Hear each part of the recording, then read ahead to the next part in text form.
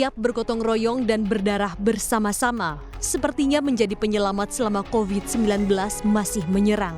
Inilah yang mendorong Kementerian Keuangan dan Bank Indonesia atau BI menyepakati skema burden sharing atau berbagi beban pembiayaan defisit dan bunga utang agar pemerintah bisa menjalankan program penyelamatan ekonomi nasional yang porak-poranda karena corona.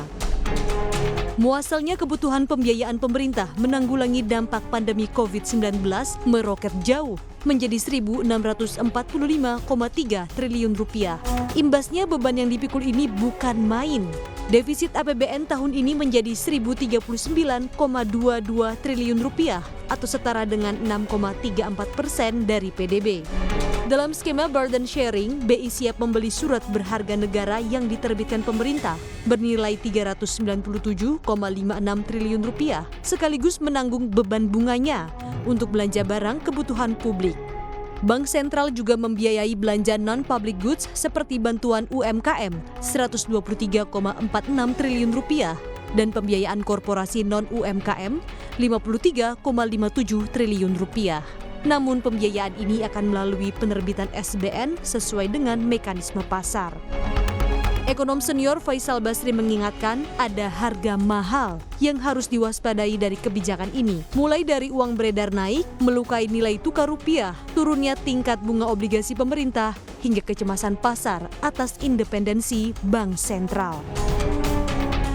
Dihitung juga ongkosnya. Ongkosnya pertama inflasi karena uang beredar naik, kemudian yield SBN-nya juga naik, lantas risiko rating kita turun, sehingga nanti ongkos pinjam juga naik. Uang banyak tapi tidak efektif untuk bisa channeling ke sektor real, jadi supply uangnya bisa tidak terserap kan. Ya, ini sekilas seperti cetak uang besar-besaran ala Bank Sentral demi negara.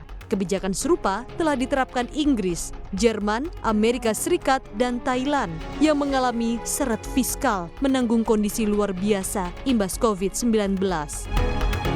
Khusus di tanah air, pemerintah dan BI memastikan burden sharing ini hanya berlaku untuk melalui masa penyelamatan ekonomi di tahun 2020.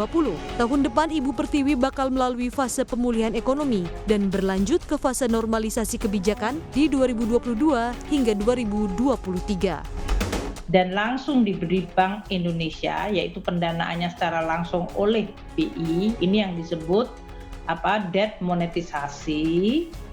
Itu hanya khusus untuk yang public goods sebesar 397 dengan suku bunganya reverse repo rate, dan ini hanya dilakukan untuk tahun 2020 atau istilahnya one off. Sehingga ini betul-betul dipikirkan secara matang, kebutuhan dari pendanaan terpenuhi, kredibilitas fiskal terpenuhi, kredibilitas moneter terpenuhi, dan integritas market mekanisme itu tetap dijaga.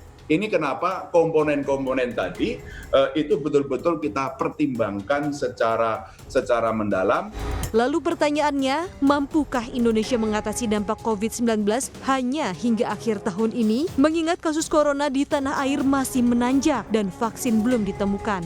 Ini akan menjadi ganjalan besar ekonomi Indonesia melaju kencang. Dan jangan sampai beban penanganan corona ini berkepanjangan, bahkan menjadi duri dalam daging fiskal negara yang diwariskan hingga pemerintahan berikutnya. Tim Liputan CNBC Indonesia.